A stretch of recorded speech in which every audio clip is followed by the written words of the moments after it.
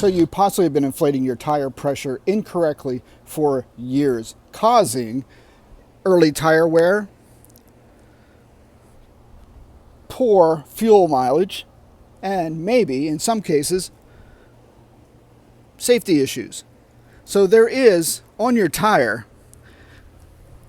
a max pressure indicator. This one is upside down, but this one says max pressure 44 psi. That is not what you set your tire pressure to.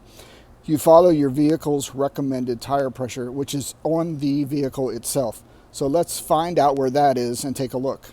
So on every vehicle, you will have your sticker. This is on the driver's side. Door. Look there. Here you have your tire and loading information. Ooh, and it's even in French. I have no idea why. Okay. And it goes through, gives you your size dimension on the tire, so you can verify. Some people put aftermarket tires on or change tires.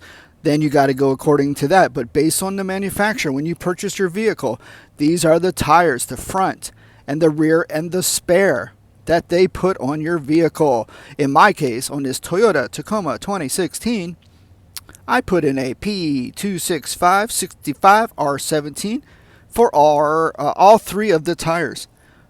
So what do they recommend? Cold tire pressure. Not after you have driven it for 20, 30, 40 minutes or miles and miles. Do it when it's cold and has been sitting for a while. So what do they recommend? On mine, you will see 29 psi. On the rear, 29 psi. And there is your numbers. And the spare, people forget.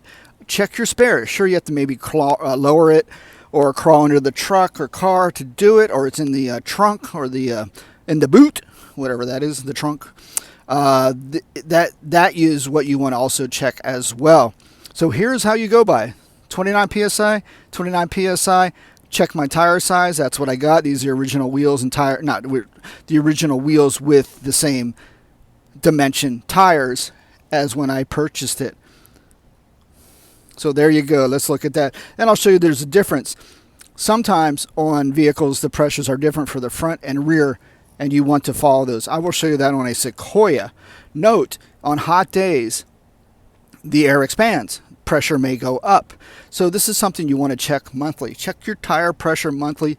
Keep it simple. Go in, and on cold, if you're in the up north where it's freezing, the air condenses and the tire pressure may drop. So you want to check that as well.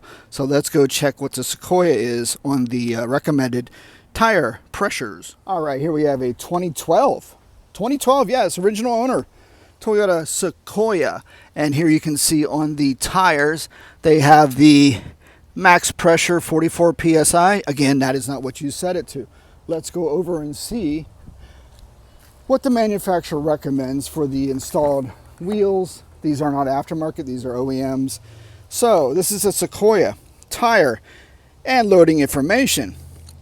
Front dimensions 275/55 R20. Rear, same. Spare is smaller, 255/70 R18. So here, this is interesting. On the front, on the Sequoia, it's a heavy vehicle. They recommend 30 psi. Rear, 33 psi.